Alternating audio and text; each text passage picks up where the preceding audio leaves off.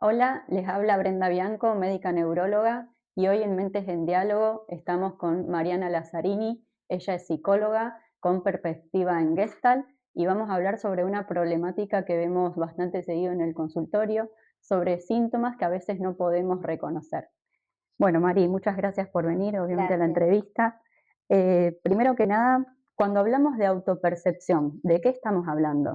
Bueno, la autopercepción tiene que ver con un proceso que muchas veces nos olvidamos, ¿no? En el día a día, que nos permite registrarnos, en el mejor de los casos, de forma consciente y pudiendo prestar atención a lo que nos pasa, pudiendo diferenciar lo que sentimos desde el cuerpo, desde las sensaciones físicas, de lo emocional, de los pensamientos, ¿no? Mm. Digo, podríamos pensar en ese triángulo en permanente interacción, que nos predispone a prestarnos atención y ver qué nos pasa. Es un proceso que se da de forma presente, digo, no, el pensamiento es mucho más volátil, Tal cual, pero las sensaciones físicas nos pasan acá y ahora. totalmente, Si tengo totalmente. frío, si tengo calor, si me pica alguna parte del cuerpo, si me duele alguna parte del cuerpo. Claro, claro. ¿Notás que muchas veces ese registro se pierde o el paciente le cuesta darse cuenta en esto que hablamos de autopercepción? Sí, totalmente, Brenda, porque vivimos distraídos todo el tiempo, digo, tenemos un montón de ejemplos para dar, ¿no? Pero digo, los distractores, los mandatos, las obligaciones, las responsabilidades a veces nos dejan en un modo automático, sobreviviendo, ¿no? Sobreadaptándonos a las situaciones de la vida y como seres humanos nos olvidamos que tenemos esta capacidad de autorregistro. Exacto, Ni hablar si pensamos en un organismo bajo estrés. totalmente, totalmente. Ahí justo te quería preguntar, el estrés, digamos, ¿crees que es un gran desencadenante y que a veces le cuesta a los pacientes hacer un registro de esto? Sí, por ahí me gustaría pensar en una definición, ¿no? De estrés, Bien, porque no todo estrés es malo. Necesitamos una cuota de estrés diaria, que es esto, ¿no? Un mecanismo que nos permite prestar atención, estar alertas ante situaciones en las que nos tenemos que defender o que nos tenemos que cuidar.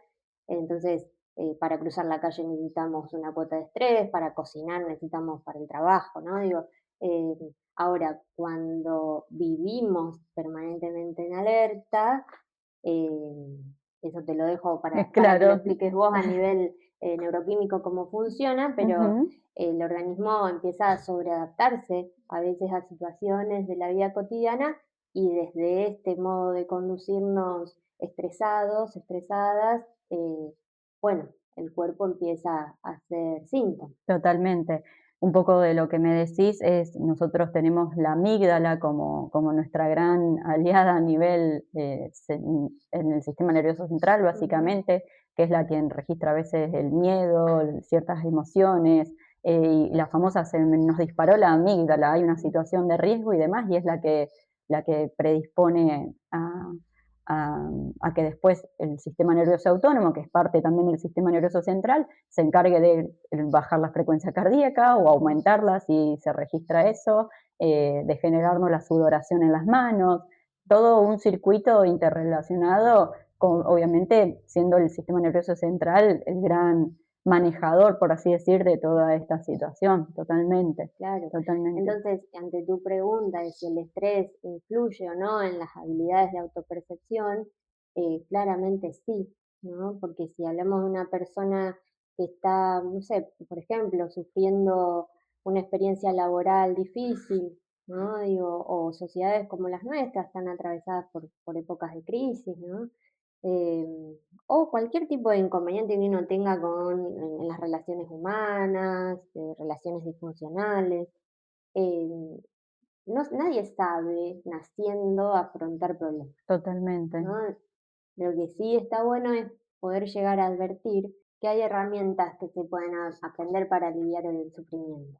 Un poco esto que decís de la autopercepción, a mí me pasa mucho, sobre todo con los adultos mayores, que el registro de que está pasando algo que no tiene un origen, digamos, orgánico, que está pasando algo a nivel corporal, una sensación, em, están un poco más abiertos a realizar terapia, ir a psicología, y me parece buenísimo que esté como cambiando eso, porque muchas veces son personas que le está pasando cosas que no pueden registrar o que esto, como bien decíamos, estamos en una vorágine del día a día Mm. que muchas veces se pierde el registro de qué me está pasando y que a veces por sí solo uno no puede solucionarlo, por así decirlo. Sí.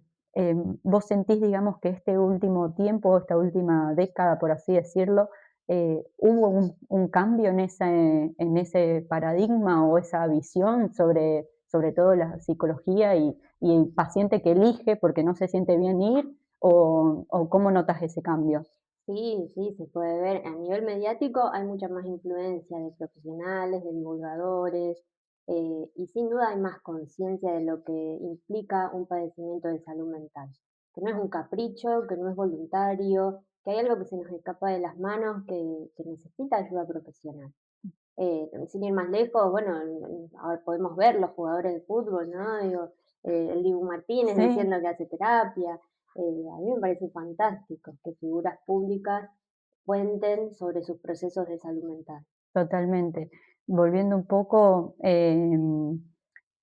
esto de autopercibir que algo algo está pasando y generar, un buen manejo de las emociones, Ujú. digamos, ¿qué herramientas se le puede brindar al paciente? Sacando obviamente, la idea de no es que no vayan al consultorio, pero, ¿qué herramientas o qué análisis pueden hacer, para decir: "Bueno, a ver, no estoy autopercibiendo mis emociones"? Sí, Brena, a veces lo que escuchamos en consultorio tiene que ver mucho con la postergación del malestar. ¿No? Con esa especie de acostumbramiento al dolor físico, pero fundamentalmente al dolor emocional que está en el trasfondo. Eh, a ver, mm, hay un montón de señales que uno puede advertir, pero a veces porque nos creemos superpoderosos, ¿no? O por las presiones sociales también, además de las propias, nos sobreexigimos y terminamos sobreadaptándonos a determinados contextos enfermantes, ¿no? Totalmente, Y poder parar un poco, introducir una pausa y buscar ayuda tiene que ver con que a mí me gusta decir, uno no cuida a quien no conoce, ¿no? totalmente. Digo, y poder generar, construir un espacio psicoterapéutico en confianza con un profesional, es un poco decir, bueno, me voy a ocupar de mí, hay algo que de mí no me está gustando, que necesito cambiar, que duele.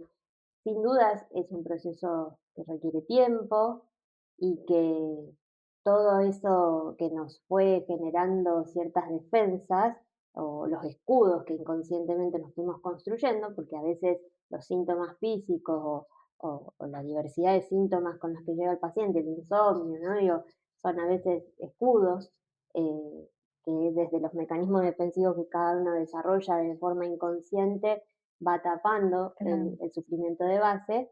Bueno, no es fácil, ¿no? bien. Digo, suelen ser procesos muy incómodos, eh, bueno, no es sencillo, ¿no? Digo, hay que asumir que uno todo no lo puede. Tal cual, tal Y cual. en ese lugar es darle lugar a un otro, por ejemplo, a una escucha profesional para iniciar un acompañamiento. Yo muchas veces remarco eso en consultorio, que si a veces uno no encuentra en un amigo o en un familiar como ese espacio o esa forma, Mm, ver que hay alguien que puede ser objetivo ante ciertas situaciones y la ayuda sobre todo. O sea, la idea acá mm, es generar una ayuda a toda esta situación que el paciente está sintiendo y que no lo puede manejar por sí solo. Y sí. un poco lo que hablamos es esto que decimos siempre, cuando el cuerpo habla, lo que la voz calla. Ujú, Es como una definición muy concisa y clara de lo que le pasa al paciente. sí, Como te decía hace un ratito, el tema del sistema autónomo que empieza a aumentar la frecuencia cardíaca, la sudoración, en situaciones que no deberían ser tal, y no encuentran la forma de autorregularse, básicamente. claro, claro. Y también aclarar que no todo el mundo tiene que ir a hacer psicoterapia, ¿no? Bien, Digo, no es necesario. Sí, el que advierte que le puede servir, bien, ¿no? Porque esto de que me mandó mi pareja, me mandó mi amiga, y puede funcionar o no, claro. ¿no? Hasta que no haya una implicancia real, eh, por ahí no sirve tanto. ¿Sentís que a veces es más difícil cuando el paciente lo mandan, digamos, a cuando el paciente elige ir por su propio medio a terapia? A ver, puede llegar porque lo mandan y en el inicio, en las primeras consultas, advertir de que hay algo que puede poner en juego desde lo genuino, desde, bueno, asimilar que es una herramienta Más. interesante, ¿no? De la psicoterapia. Y puede que no, Claro, ¿no? Puede que- que no. Y en esto yo soy súper humilde y le suelo hablar con los pacientes en las primeras consultas de que yo soy una psicóloga, ¿no? Entre un millón. bien, Y puede ser que el estilo, mis modos, no haya química, ¿no? Digo, y que pueden seguir buscando. bien, Que no se condicionen por la mirada que puedan llegar a tener al conocer un profesional, porque, bueno, eso habla del propio compromiso del paciente para con su búsqueda, ¿no? qué importante esto que decís, porque muchas veces pasa que hacen esta aclaración como, no, Ujú, ya fui a terapia y no funcionó, claro. o muchas veces me han referido, me dijeron que no tenía que volver o demás. Ujú, Lo importante, nosotros siempre hablamos más en medicina, relación médico-paciente, acá sí. sería la relación psicólogo-paciente, Ujú, que es muy importante. sí. A veces cuando ves que el paciente, digamos, es medio complejo en el manejo y demás, ¿buscas alguna forma de llegarle, entre comillas, o tenés una herramienta para darte cuenta que si el paciente está o negado o rechazado a la terapia, de darle algo para que siga yendo o demás, o es como que, No, no, para nada, no fuerzo nada. bien, Sí, desde mi lugar a una lectura de cuáles pueden ser sus resistencias. bien, ¿No? Porque como decía hace un rato, es un proceso que puede incomodar, hay cuestiones que angustian mucho, ¿no? Entonces poder advertir esos tiempos, que no tienen que ver con tiempos del reloj ni del calendario, sino que son tiempos subjetivos, singulares, emocionales, ¿no? Digo, hay que ser muy respetuosos de esos tiempos. bien. Entonces, no, para nada fuerzo eh, ni una intervención, ni una tarea, ni una orientación, no. Bien, dentro de lo que haces, digamos, de terapia gestal, ¿podés explicarnos un poquito a qué estaría Ujú. más dirigido para la gente que no sabe? Sí, mi formación, yo me gradué en la Facultad de Psicología de la Universidad Nacional de Rosario, eh, tuvo una fuerte impronta psicoanalítica, del psicoanálisis francés, sobre todo, y yo notaba en el abordaje, en el consultorio, que eran procesos largos, ¿no? Digo, que con técnicas propias de esa teoría que tal vez requieren mucho tiempo. Y la formación y el posgrado en la perspectiva gestáltica la hice en principio por mí, porque estaba padeciendo algunos problemas de salud física que requería a lo mejor otro grado de integración de conciencia y de trabajo personal, y encontré una teoría maravillosa con la que me siento muy cómoda trabajando, que me identifico en gran medida, y una serie de herramientas que en el abordaje con mis pacientes eh, lo observo mucho más asertivo, Bien, ¿no?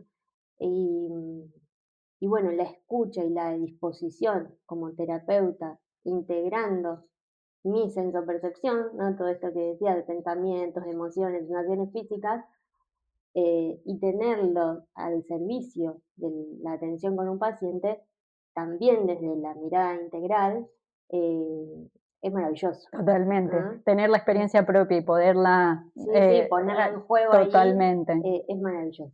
Obviamente, siempre desde un criterio profesional y no desde caer en los consejos. Digo, Claro, el psicólogo no da consejos, el claro. psicólogo en principio acompaña un proceso de bienestar de un paciente, ¿no? Totalmente. Así que sí, por ahí, bueno, es muy largo de explicar qué es la Gestalt, pero es una mirada, por decirlo de alguna manera, más integral de la persona y de su sufrimiento. Bien, cuando el paciente muchas veces llega y ves que, por ejemplo, la terapia no le serviría o no Ujú. sería lo aconsejado, en esa situación se hace una derivación, ¿vos sugerís a otro colega o cómo es el manejo? Eh, Sí, sí, la articulación con otros profesionales para mí es súper nutritiva. bien, Obviamente un paciente no debería tener 2 psicólogos, no, ¿no? claro, Pero sí, no solo efectúo alguna derivación cuando veo que hay alguna otra teoría que le puede,